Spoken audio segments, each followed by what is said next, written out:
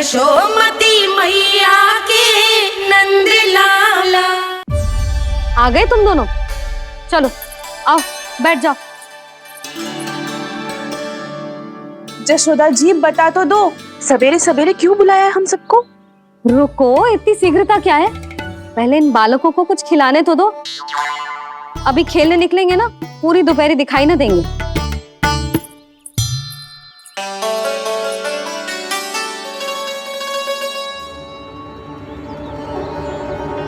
मैया देखो ना, कैसे अपने आभूषणों का दिखावा कर रही है जो सुलोचना। चिंता मत कर बहू, शीघ्र ही हम इससे अधिक आभूषण और इससे अधिक उत्तम वस्त्र पहन के घूमेंगे। ये देखो तुम दोनों के लिए क्या बनाओ है मैंने। पूरे गोकुल में प्रसिद्ध मेरे पेड़े। चलो लो। यशोदा, ये तो बहुत सारे हैं। हाँ जशोदा जी, इतने सारे तो मैं भी ना खा पाऊं। क्यों दृष्टि लगा रही हो सुलक्षणा? बढ़ती आयु के बालक हैं, खाने दो इन्हें। तुम सब कछु मत सुनना, जी भर के खाओ। लेगा ना?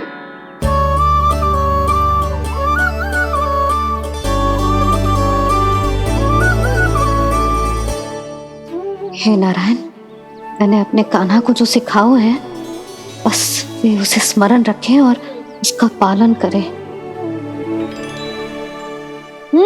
ले और ले। ले ले।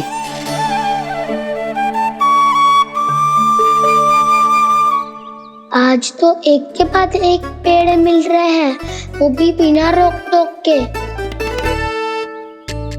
मैया दो के बाद तीसरी मिठाई बड़ी कठिनाई से खाने देती है, पर आज सादा लाड पेड़ों के माध्यम से जिता रही है। कछु तो रहस्य है। प्रभु, क्या आप भी वही सोच रहे हैं जो मैं सोच रही हूँ? कोई परीक्षा तो नहीं ले रही है ये? किस सोच में पड़ गए तुम दोनों?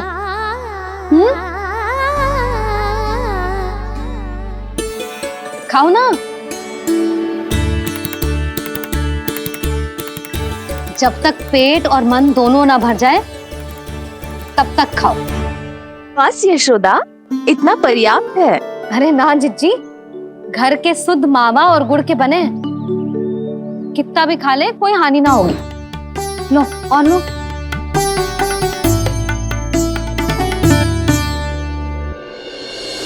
प्रभु, परीक्षा ही है ये तो खाए जा रहा है। कहीं मेरी दी हुई सीख फूल तो ना खाओ, सारा खेल बिगड़ जाएगा। सदैव स्मरण रखियो लल्ला, लोभ बहुत भयानक होता है, बहुत भयंकर। जो एक बार हमारे मन में प्रवेश करके हमें भीतर से ही जकड़ लेता है, इसके कारण हम अधिक से अधिक और अधिक से अधिक पाने की इच्छा करने लगते हैं।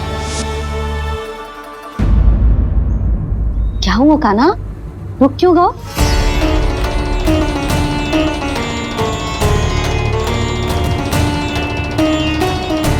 आपने तो सिखाया था मैया, जितनी आवश्यकता हो उतना ही लेना चाहिए, लोभ कभी ना करना चाहिए। बहुत बुरा राक्षस है लोभ।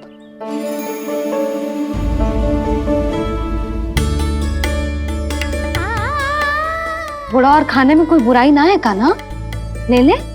ना मैया, लो मैं अधिक खाऊंगा तो फिर पेट पकड़ के बैठना पड़ेगा।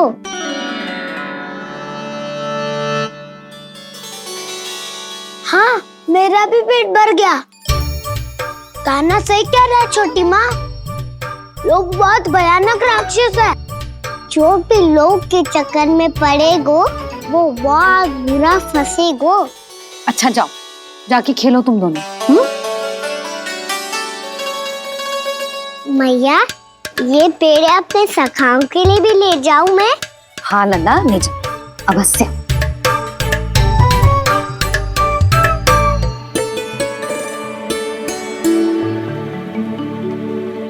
देखो, जो बात इन नन्हे से बालकों को भी समझ में आ रही है, वो तुम सबकी समझ क्यों ना आ रही?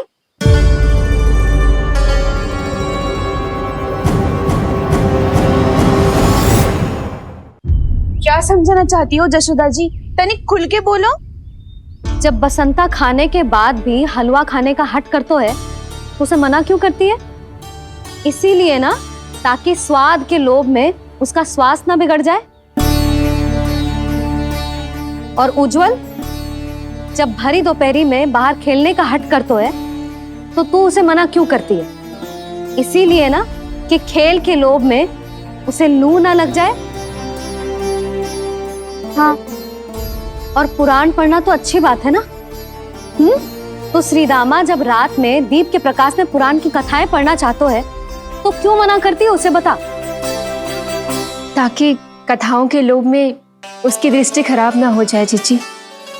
तो इसका अर्थ तो यही है ना कि लोभ चाहे पेड़ों का हो, चाहे पुराण की कथाओं का हो, या फिर अधिक धन अर्जित करने का हो, लोभ सदैव हानिकारक ही होता है।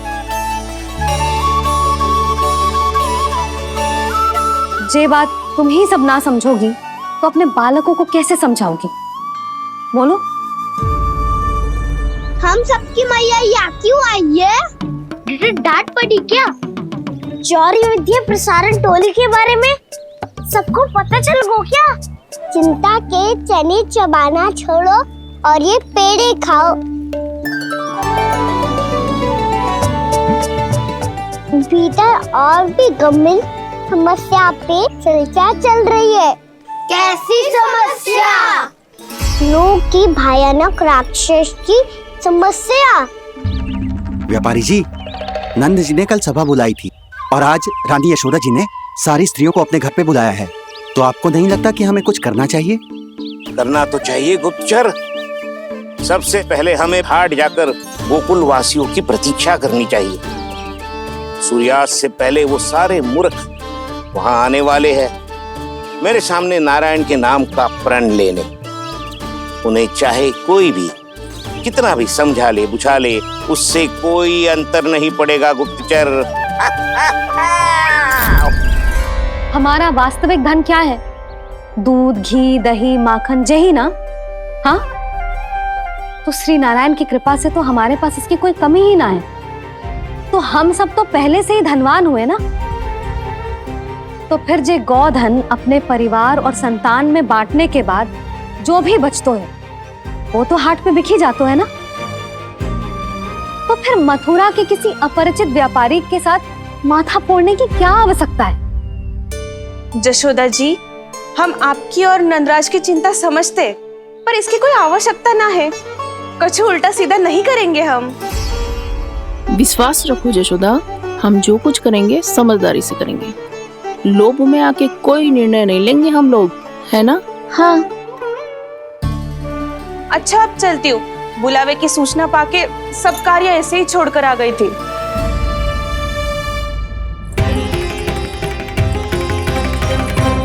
अब किसको घेलियो?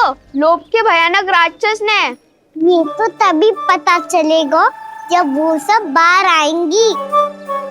तब तो सबको बहुत ध्यान से देखना पड़ेगा।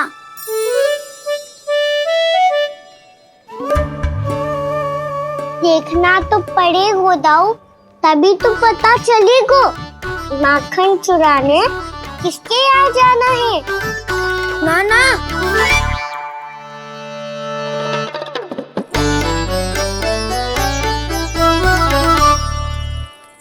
लोग का राक्षस तो उनके पास दिख ना रहे है।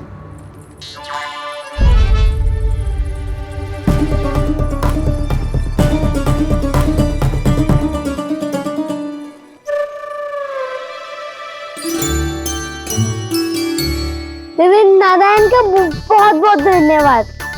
कान्हा, मेरी मैया को घेर रहे है क्या उस राक्षस ने? यशोदा भाभी और नंद भैया कितने चिंतित थे ना। पक्का कछु ना कछु कारण तो अवश्य होगा। हाँ, मुझे भी सच लग रहा है कि धनवान बनने के चक्कर में मैं तनिक ज्यादा ही लोभ में पड़ गई थी।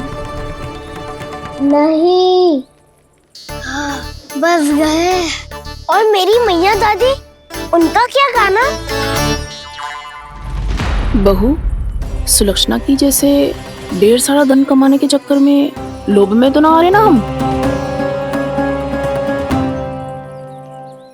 हे नारायण, बहुत कृपा है आपकी। लगता है लोभ का राक्षस किसी को अपनी चपेट में नहीं ले पाया। लेता भी कैसे था? मेरी मैया ने जो समझायो है। क्या लगता है यशोदा, इन्हें समझ आया होगा? आशा तो यही है, और अब भी ना समझी तो फिर तो नारायण भी ना समझा सकते। सुनो, दोपहरी में हम सब मिलेंगे। दोपहरी में? तो क्या तू तब निश्चित करेगो कि आज किसके यहाँ जाना है माखन? आज कोई माखन चोरी नहीं होगी। क्षमा करना राव, भैया के का समझाने के बाद भी जिसके समझ में कछु ना आई होगी उसके घर चोरी तो करनी पड़ेगी आज।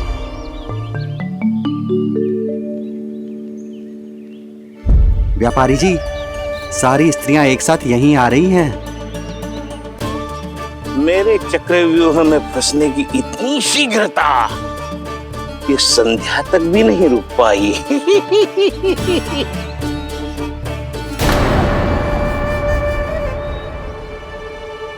पर ये आपके तरफ ध्यान क्यों नहीं दे रही हैं? लगता है गोकुल की रानी ने इनको पाठ पढ़ा ही दिया। अब आपको ही कुछ करना होगा व्यापारी जी। करूंगा, अपनी चाल सबसे अंत में चलूंगा, किंतु अभी उनके लिए एक घोषणा ही पर्याप्त होगी। तुमने सबको सूचित तो कर दिया है ना कि सबको अग्रिम धनराशि मिलेगी, वो भी दूध, दही, माखन, घी बेचने के बाद नहीं, वो पहले ही मिला करेगी। वो भी केवल एक दिन की नहीं, पूरे सप्ताह की। मैं बिल्कुल सही कह रही थी। जशोदा जी और नंदराज व्यर्थ ही चिंता कर रहे थे। यदि इन व्यापारी जी के मन में कोई मैल होता तुझे अग्रिम धनराशि थोड़ी ना देते। बात तो तुम सही कह रही हो सुलक्षणा।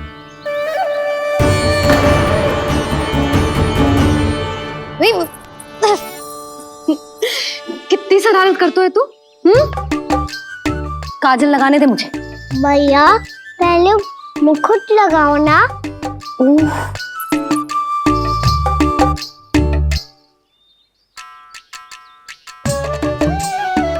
और मेरी मुरली?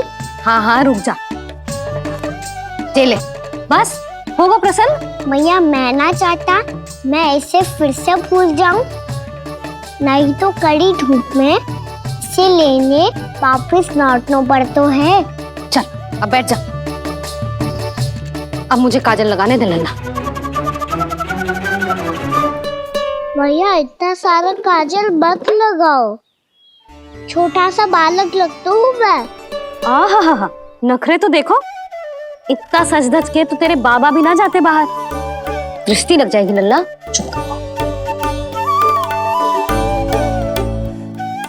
उनको तो आ सकता ही ना है भैया, वो तो गोकुल के राजा है। वैसे भी मुझे भी कम मत समझो, मैं भी राजा हूँ अपनी टोली का। कौन सी टोली? अपनी।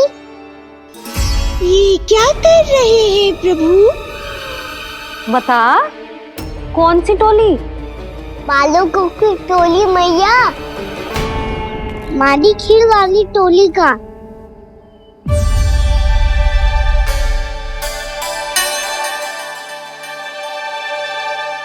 क्या हुआ जी? देखो जी, आप इतनी चिंता मत ही करो। आप गोकुल के राजा हो और जे बालकों की टोली का राजा है, तो मैं भी जसोदा हूँ, मैं कोई कम थोड़ी ना हूँ। मैं भी गोकुल की स्त्रियों की रानी हूँ। मैंने सबको समझाओ है, सब समझ गई हैं। उपनंद भैया से बात करके आ रहा हूँ अभी। पता चलो है कि उस व्यापारी ने अग्रिम राशि का लोभ दिया है सबको। मुझे ना लगता तुम्हारे समझाने का कोई लाभ हो। अभी तो ये सब समझ के गई, बोल के भी गई कि अब उस व्यापारी के फेर में ना फंसेंगी। इतनी शीघ्र पलट गई, इन सब में अपनी बुद्धि ना है क्या? जब कोई विकार मन में बस जाता है ना यशोदा, तो सूझबूझ सब समाप्त हो जाती। तो मुझे ही कच्चू करना पड़ेगा। मैया मैं जाऊं? हाँ तू जा।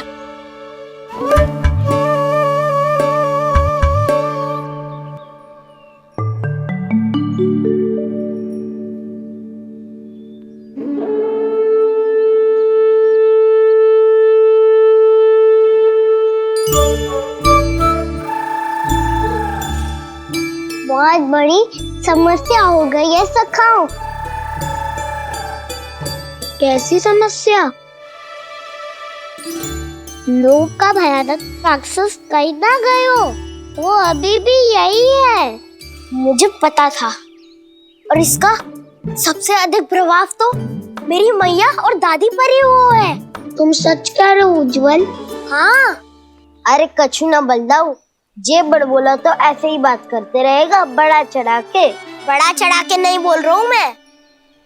आज से घर पे दूध दही माखन घी सिर्फ एक बार ही मिलेगा। पर क्यों? ताकि अधिक से अधिक दूध दही माखन घी बचाकर उस व्यापारी को 2 गुना मूल्य पे बेचा जाए। इतने से तो काम ना चलेगा। उस सुलक्षणा से, और मैं तो कहूँ सुलक्षणा से ही क्यों, पूरे गोकुल में सबसे अधिक धनवान बनना है तो और माखन जमा करना पड़ेगा। हाँ हाँ मैया, लाओ मैं इसे ऊपर रख देती हूँ। चोरी चुपके से खा तो ना जाएगी ना? तेरी घबराहट बता रही है कि घर से निकलने से पहले तूने थोड़ा माखन तो खाया है। सच्ची बोल। ना ना मैया, मैं क्यों माखन खाऊंगी? मैं भी तेरी मैया हूँ लाली, माप के रखो तो मैंने।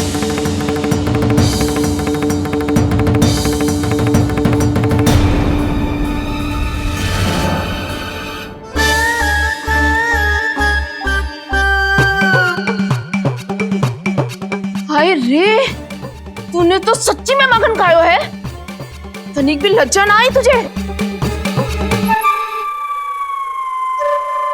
असत्य बोलने से पाप लगता है मैया, और जितनी बार आप माखन नाप रही है उतनी बार डंडी पे लगा माखन आप स्वयं चाट रही है, और दोष मुझ पे दे रही है।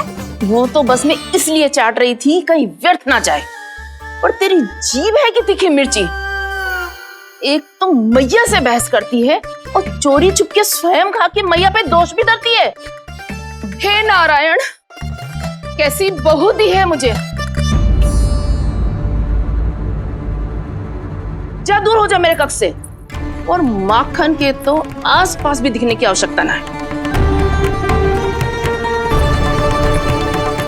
इस चटोरी को तो कोई भरोसा ना है। माखन को तो सुरक्षित स्थान पर रखना पड़ेगा।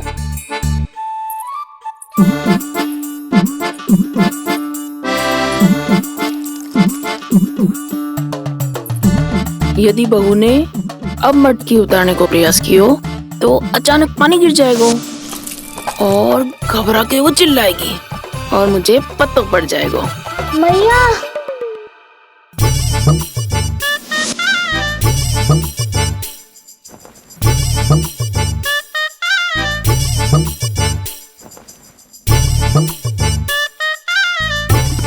ये माखन तो मैं किसी को छूने भी ना दूंगी, तभी तो बनूंगी धनवान, बहुत धनवान।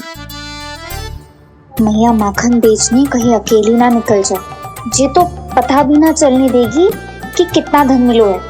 इन्हें अकेली धनवान ना बनने दूंगी मैं भी बनूंगी धनवान, बहुत धनवान। पहले तो जब चाहे तब भरपूर माखन खा सकता था, पर अब दोनों तो ऐसे संभाल के रखती हैं कि जैसे माखन की मटकी ना स्वप्न का कलश हो। मेरे यहाँ भी ऐसा ही हो रहा है। नारायण का बहुत बहुत धन्यवाद। नंद जी और जशोदा जी की बातों में आने से पहले ही सत्य का पता चल गया।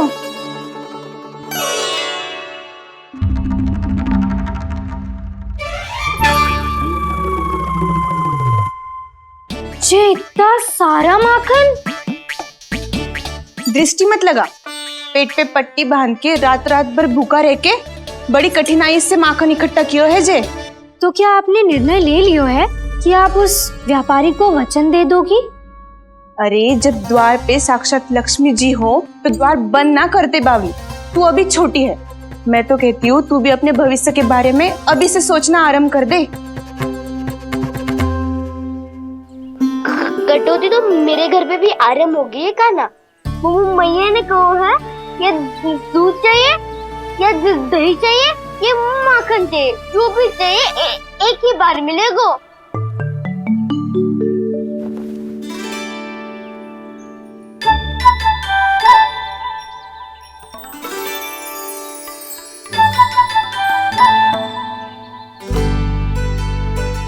तब हमारी टोली को ही कुछ करना पड़ेगा। तुम सबको तुम्हारा अधिकार मिले, ये हमारा कर्तव्य है।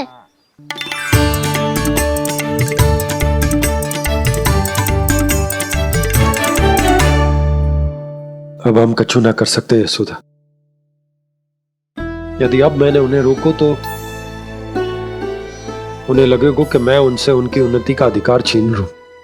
दूध दही माखन पे सबसे पहला अधिकार बछड़ों का होता है, फिर घर के बालकों का, और ये अधिकार हमें दिलाना चाहिए, है ना दाऊ? मैं सब समझता हूँ कान्हा, तुम मुझसे इसलिए पूछ रहे हो ताकि तुम माखन चोरी की योजना बना सको, पर मैं तुम्हारा समर्थन नहीं करूँगा। पर दाऊ ना, पिछली बार तुमने ही कहा था ना कि हम ये चोरी केवल वानर महाराज की सहायता के लिए कर रहे हैं। लो, वानर महाराज भी आ गए हमारा साथ देने। आज कोई किसी का साथ नहीं देगा, आज कोई किसी का साथ